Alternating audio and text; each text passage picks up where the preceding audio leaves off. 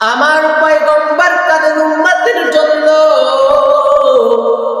আমার পয়গম্বর উম্মতের জন্য চোখের পানি ফেলতে ফেলতে 63 বছর জিন্দেগি কাটাইলো।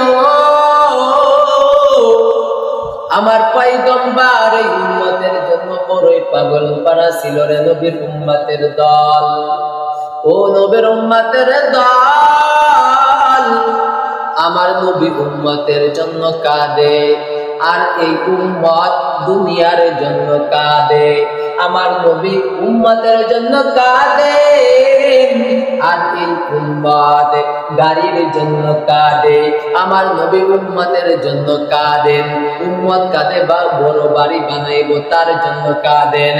আমার নবী কাঁদেন উম্মতের জন্য, আর এই উম্মত কাঁদে নারীর জন্য। আমার নবী কাঁদেন উম্মতের জন্য, আর এই উম্মত কাঁদেন কেমনে দুনিয়া হাসিল করা যায়, কেমনে কেমনে টাকাওয়ালা হওয়া যায়, কেমনে গাড়িওয়ালা হওয়া যায়, কেমনে বাড়িওয়ালা হওয়া যায়, কেমনে কি করা যায়, কেমনে কি করা যায়। আমার নবী এই উম্মতকে জানাইয়া দেয়, এই উম্মত এই দুনিয়া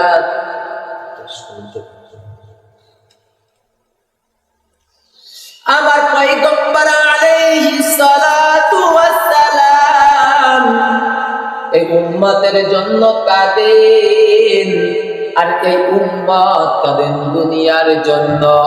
আমার নবী কাঁদেন উম্মতের জন্য, আর এই উম্মত কাঁদেন নারীর জন্য। আমার নবী কাঁদেন এই উম্মতের জন্য,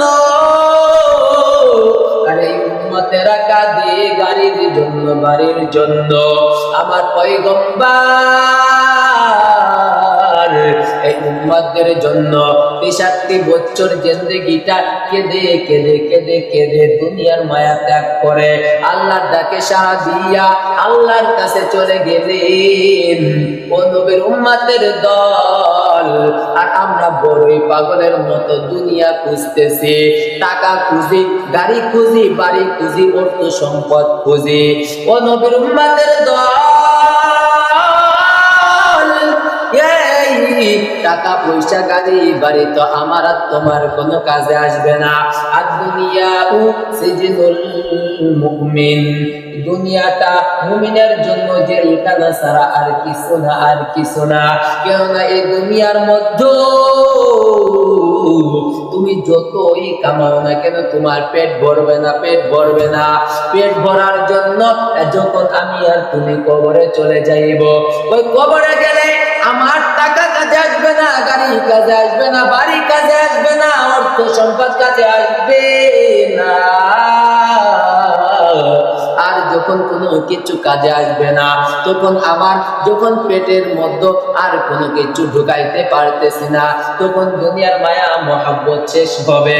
কবরের মধ্যে যে আফসোস করবো, হায় আফসোস, দুনিয়াতে যদি এত টাকা পয়সা না কামাইয়া, যদি এত বাড়ি গাড়ি না করিয়া, যদি নবীর মহব্বত দিয়ে যদি দুনিয়াতে বেঁচে থাকতাম, তাহলে আজ আমার কতই না ভালো হতো, কতই না ভালো হতো। আমার কবরটা আরামদায়ক হয়ে যাইত, আমার কবরে শাস্তি হইতো না, আমার কবরে আযাব হইতো না, আমার কবরটা ফুলের বাগিচা হয়ে যাইত। কিন্তু আমার পয়গম্বর তো দুনিয়ার মধ্যে 63 বছর জিন্দেগি কেটে গিয়েছে, আমাদেরকে আলেম উলামা বলেছে কিন্তু শুনি নাই, শুনি নাই। এখন কি করব, কি করব, কোন আমল করি নাই, পয়গম্বরের কোন সুন্নাত মানলাম না। কবরের মধ্যে যাইয়া শুধু বলবা হায় হায় লা আদরি, হা হা লা আদরি, আমি কিছুই জানি না। কবরে প্রশ্ন করা হইলে বলবা আমি কিছু জানি না। এই কথা বলার সাথে সাথে কবরের দুপাশের মাটি এমন জোরে চাপ মারবে, এই পাশের হাড্ডি ও পাশে ঢুকে যাইবে, হাড্ডি গুলা চুরমারু হয়ে যাবে, চুরমারু হয়ে যাবে। কেউ দেখার মতো নাই, কেউ বলার মতো নাই, কেউ ঠেকানোর মতো নাই। কেউ আমার আপনার কোনো কাজ আসবে না, কোনো সাহায্য আসবে না। এই জন্য আমরা পয়গম্বরের আদর্শ মেনে নেই। আমার পয়গম্বর আমাদের জন্য কেঁদেছে, আমরা একটু ওই পয়গম্বরের জন্য একটু কাঁদি, ওই পয়গম্বরের জন্য একটু চোখের পানি ফেলে আর মালিকের কাছে দোয়া করতে থাকি, আল্লাহ